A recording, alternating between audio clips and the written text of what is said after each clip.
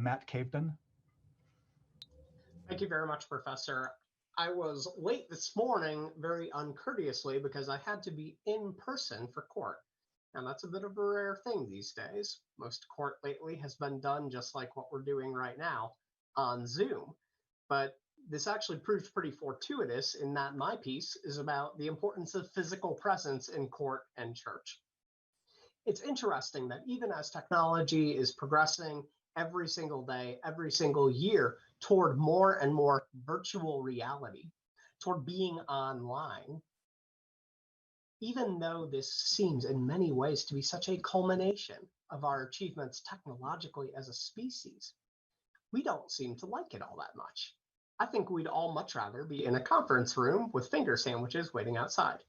I think that most of us would rather be in person for court, for church, for religious, for other reasons, rather than online. Why? In a certain way, this is about the most obvious kind of post I possibly could have written.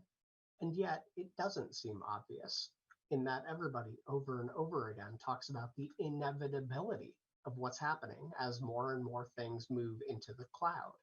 Some transhumanists are even talking about uploading our entire consciousnesses to the cloud and simply having a virtual life. Anybody who's watched Black Mirror knows that they've created entire alternative universes where bodies simply aren't there. Nevertheless, again, even dipping our toes right now seems to be such an awkward and uncomfortable thing. There are two big bastions of resistance to this technology trend. One is the one that I just got out of about 10 minutes ago, and that would be courtrooms. And the other is churches, both of which have been very, very hesitant about the shutdown and have very actively protested to try to open back up and get back in person. Once again, why? I think that our current predicament shows us something very real about ourselves, which is that despite what so many philosophers have said over the past couple hundred years, we're not just brains in a jar.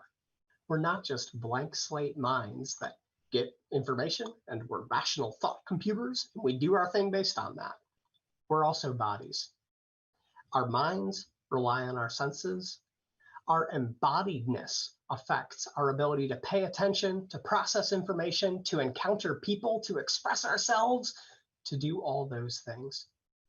And so I submit that even as everything gets zoomier and zoomier, you're still going to see court and church and other key institutions insisting on getting out of bed on a Sunday morning or getting up at 9 a.m. and being there in person, because that is part of our personality, is to be both body and mind present. So thank you for letting me be a part of this.